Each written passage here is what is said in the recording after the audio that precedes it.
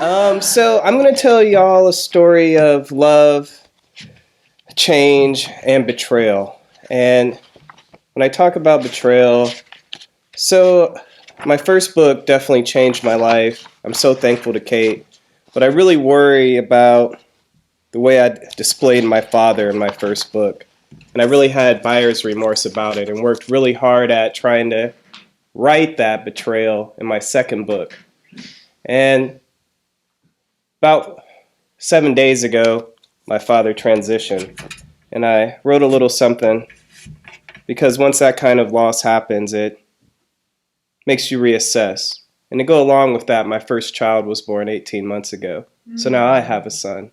And I think about how thick and hard love can be. Shout out to Toni Morrison. So I'll show you a little bit of the betrayal, and then I'll read the poem that I just recently wrote, Trying to Make Amends. Here's the betrayal, my dear friends. Washing palms. When the junkies my father sold crack to got too close to me, he told them to back up. 6 dicklings. This is the man who, when I was 7, caught me crying under the bed and said, "Save those tears. You'll need them later." The man who told me he smoked crack because he liked it. The man sitting on his couch now watching the History Channel, scratching that nub beneath his knee where his leg used to be, gumming plums. His false teeth soaking in vinegar on the table. I'm sitting across the room trying to conjure each version he's shown of himself, trying to lie in water warm enough to soak away the switch he hit me with, to help me summon love for a man who just asked me if he can borrow $200. The man who once told me, wish in one hand and shit in the other and see what fills up the quickest.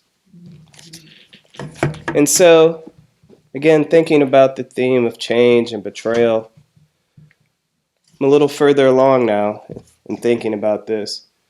So I just wanted to issue an apology to him. Here we go.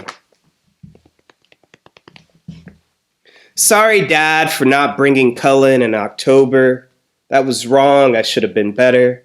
Sorry for villainizing you in my work, avoiding your pain, your struggles, your real stories, weaponizing the worst moments of your life and profiting for it, having those prophets send me across the room, having people say, "Oh my God, I hate my father too," when they come to the reading. I'm so sorry, Dad. I'm sorry for not calling more, for not giving you more of my time, because time is how you spend your love. And isn't that love? Yes, that was a poem, and I remember the words, but I didn't give you love.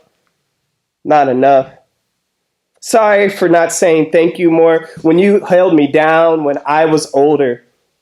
Sorry for fabricating everything about myself so I could be a self that you would see and hopefully love a little more. I'm sorry for always acting my worst when I could have been my best around you, because forgiveness was just something that I couldn't get off my chest. But I always wanted you to say sorry first, and you did, and you showed me forgiveness, and you gave me props for how dope I am, but I never said how dope you were.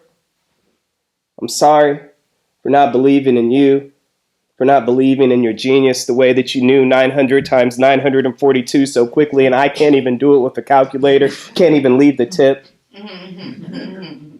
Sorry for not changing me as much as I should have let myself be changed so I could catch up to you, because Dad, you're 6'4", always bigger than me, always so much more than me. Dad, you're 6'4", so much more, you'll always be bigger than me. Dad, you're 6'4", so much more, you'll always be bigger than me.